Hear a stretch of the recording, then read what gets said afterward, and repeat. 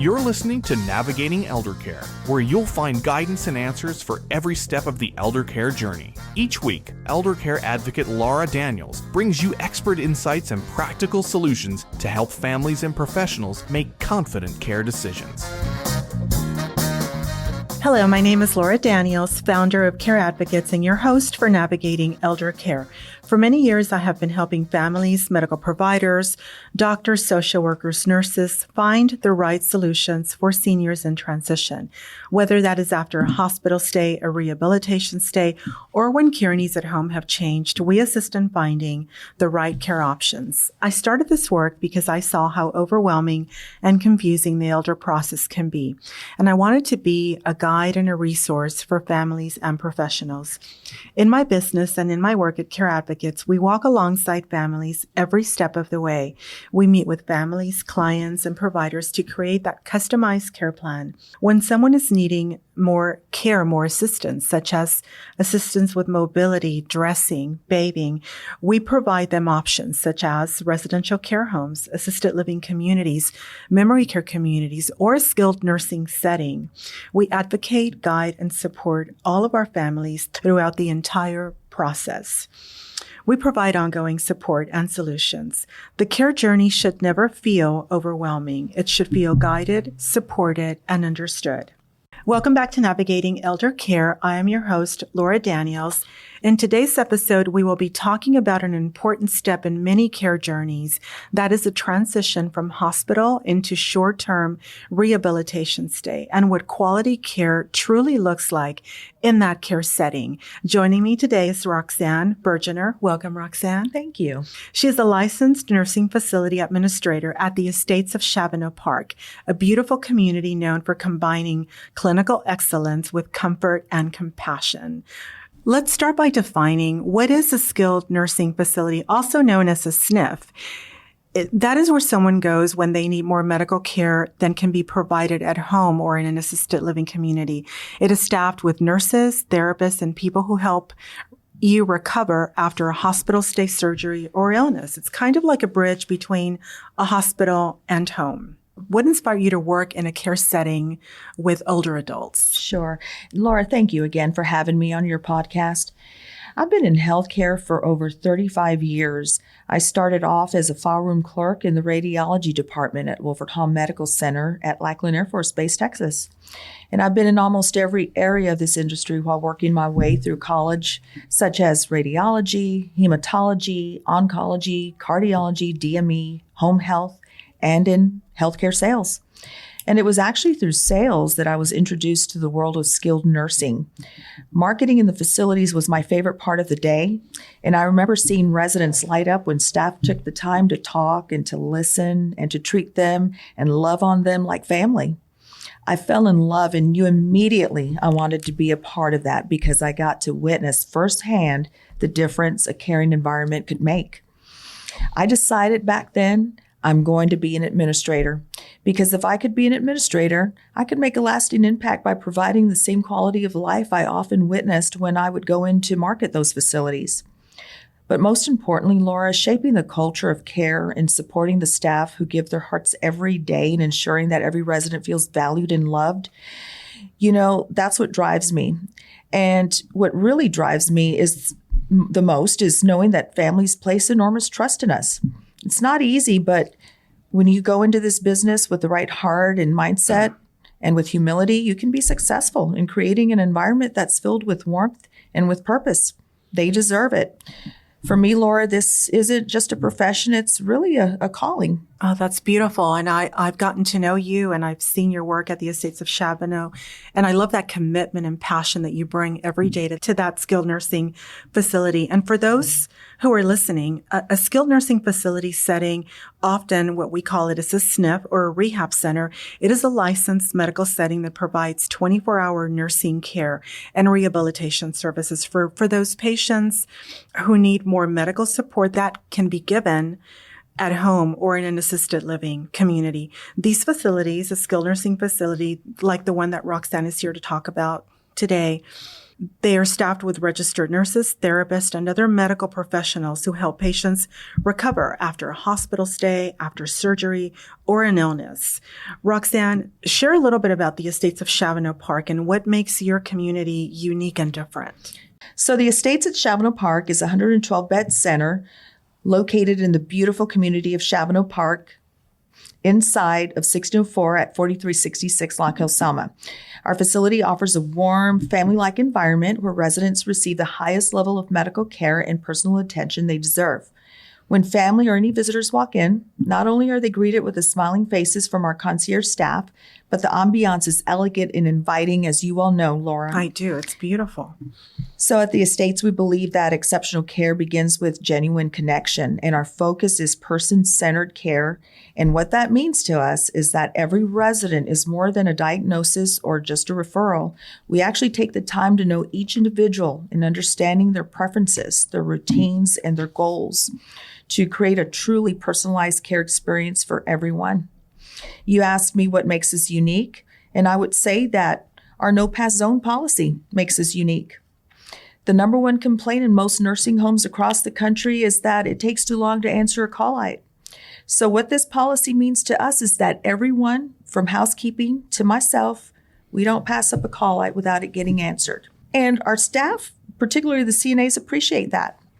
Because most of the time, it's I drop my remote, or I can't find my call-out, or I need a glass of water or some coffee. And those are things that any one of us at that facility can assist with. The simple little things that are important to them. Yes, absolutely. And it frees up our staff from doing the bigger things that we're not qualified to do, such as changing and transferring and bathing. Mm-hmm. So it's a very important policy to us, and it's one that we follow well, and it's certainly appreciated by the family and the residents. Yeah, and we know that the care is there. I know that because I hear that from families. We know that the response time is there, but also it's such a beautiful place. My God, the smell, the decor, very boutique retreat-like feel, cozy.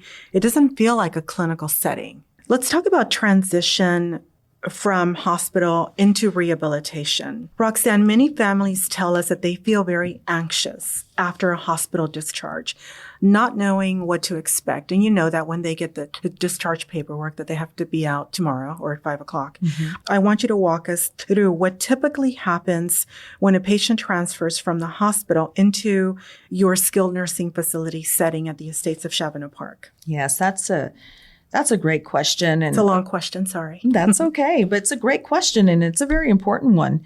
You know, when families transition a loved one from the hospital to a skilled nursing facility like the Estates at Shavano Park, it can be an emotional and an uncertain time. The transition from hospital to skilled nursing is a critical step in recovery, and our team at the Estates work closely with hospitals, physicians, and families to make the process smooth, safe, and reassuring. Once a hospital physician determines that a patient is ready to move to a skilled nursing facility, our admissions and clinical teams begin working directly with the hospital's discharge planners. We review the medical records, the therapy needs, and the medication orders to ensure we're fully prepared for the patient's arrival. This coordination allows us to provide seamless care from day one without any gaps or confusion. So when your loved one arrives, they're greeted by our admissions team and nursing staff who complete a thorough assessment to confirm that care plans and the medications and the therapies are all correct. We take the time to introduce key caregivers and show both the resident and families around the facility so that they feel comfortable in their new environment. Within the first 24 to 48 hours, our interdisciplinary team, which would include the nurses, the therapists, the dietary department, and social services, we will meet to create a personalized care plan. The families are encouraged to participate in these discussions so that everyone understands the goals for recovery and ongoing support. And I love what you said that earlier when we spoke yesterday, that when somebody is new at the Estates of Shavano, your team will introduce themselves, right? I thought that was beautiful. Yes. Because many times they just walk into the room not knowing who's on first, who's on third, right? So absolutely, yes. Roxanne, what advice would you give families to make this transition smoother, easier, less overwhelming when they're coming from a hospital into a skilled nursing setting like yours? So as the administrator, I understand that the days following a hospital stay can be filled with mixed emotions. And while feeling some level of relief that your loved one is going to get better, there still will be some uncertainty about what will come next. Moving from the acute hospital setting to a nursing facility is a major transition, and it's normal to feel overwhelmed and anxious. Our goal is to make this experience smooth and comforting as possible. Over the years, I've found that a few key steps can make a big difference in easing the transition process. So here's my top 3 pieces of advice to anybody. Number 1, ask questions as often as you need to. It's okay to not know how everything works at first. We strongly encourage families to ask as many questions as needed, such as therapy schedules, personal care routines, meals, visiting hours, or anything else that comes to mind. Our team is here to provide answers in Reassurance. Number 2, I strongly recommend to bring familiar comfort items from home. A few personal touches can make a residence room feel warm and familiar. And I would consider bringing in things like photos, a favorite blanket, or a small decoration that would reflect their personality. I have seen, Laura, where familiar items will help ease the transition and provide comfort. Also, let us know what their daily preferences are, such as their favorite foods, sleep routines, or hobbies. These details help us provide that personalized care and make their loved one feel more at home. Number 3, and finally, I would stay involved and connected. Families are a vital part of our care team, and we welcome their visits. We welcome their phone calls, and we obviously welcome their participation in the care plan meetings. Being engaged helps our residents stay motivated and supported, and it helps you as the family member feel confident about the care being provided. I love all that advice. Roxanne, let's talk about levels of care and support. You provide both short-term rehab and long-term care. Can you explain the difference and how families can tell which is the right fit for their loved one? Sure. So short-term rehabilitation is focused on recovery. The purpose of it is to help patients recover and regain independence after a hospital stay due to a surgery or an illness or an injury. Residents at the estates will receive 24-hour skilled nursing care and therapy services such as physical and occupational and speech therapy in order to help them regain strength and their mobility and their function back. Our goal is to help each person reach their highest level of independence and safely return home as quickly as possible. A question that I often get asked, Laura, is how long will I be there? Or how long will mom and dad be there? And the answer would be a few days to several weeks, depending on the individual's progress and medical needs. It will vary by individual depending on the goals and the therapy needs. Now, long-term care is another component to a skilled nursing facility. The purpose for long-term care is to provide 24-hour care and assistance for individuals who need continuous support with daily living or have chronic medical conditions. Long-term care at the estates is ideal for residents who are not able to live independently and require help with activities of daily living, such as bathing and dressing, perhaps medication management or mobility. We focus on maintaining comfort and dignity and quality of life through personalized care and emotional support.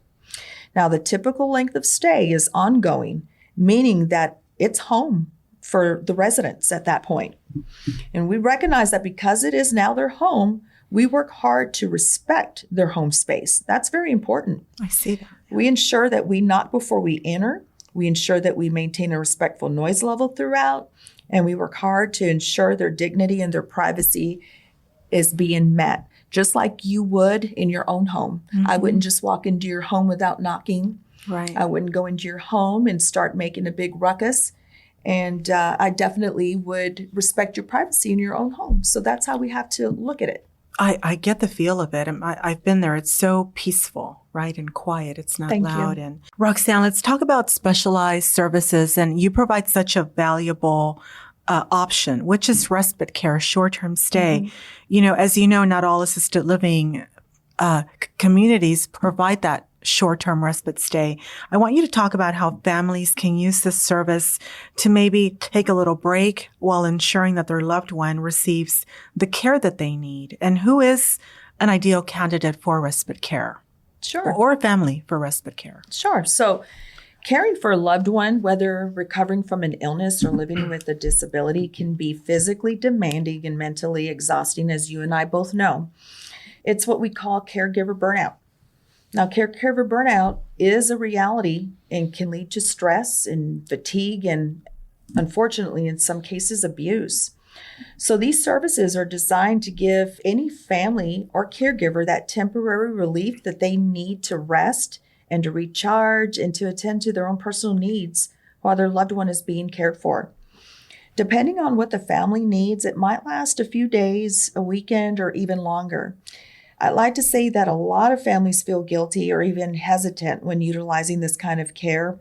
But, when they realize that it's such a benefit not only to themselves, but they can care for their loved ones so much better after some time of rejuvenation and rest, and they appreciate how it strengthens their relationship with the one that they're caring for. Respite care is not something to feel bad about if one decides to take advantage of that. So, yes, I've seen respite care offer a lot of peace of mind to many families. Well said. It could also be for someone that is maybe going on vacation and they want to leave their loved one there for a few weeks, or as with a family I'm working now, they have water damage in their home, so they're looking for a short-term stay. Sure, it could be for any reason. Absolutely. Yeah. Roxanne, when we talk about guidance for families, what should families look for when touring or selecting a skilled nursing facility? What are key questions that families should be asking? And as you know, when they're leaving the hospital, they're given a list of skilled nursing facilities, and many of them don't tour. They call or they pick the first one. What are things that they should be looking for and asking, Roxanne? So thank you for this question, Laura. It's a very important question. So selecting a facility is an important decision that deserves careful thought and research. So here are some key things to think about when considering placement. Quality of care. Ensure the facility is licensed by the state and meets regulatory standards. And ask about staff training, nurse-to-resident ratios, and how the facility ensures consistent care. Ask about specialized services, such as if they provide memory care, rehabilitation, or other programs such as wound care, respiratory care, or cardiac care programs. Cleanliness and safety is important as well. The facility should look and smell clean with safety features such as handrails, secure entryways, and accessible bathrooms. Also, you want to observe whether residents appear well and cared for. Are they neatly dressed? Do they look comfortable and engaged? Ask about infection control procedures and emergency preparedness plans. I was an administrator in North Carolina during Hurricane Helene, and it was certainly an eye-opener for me, and those emergency plans certainly helped us to get through that tragic time. And lastly, this is an important one for me, the staff attitude and the interactions. As you're walking around during your tour, watch how staff members interact with the residents. Are they respectful? Are they patient? Are they kind? Follow your gut instinct. It's no different from when you shopped around for a daycare for your child. You want to feel comfortable knowing that your loved one will be treated well in your absence. I love that analogy.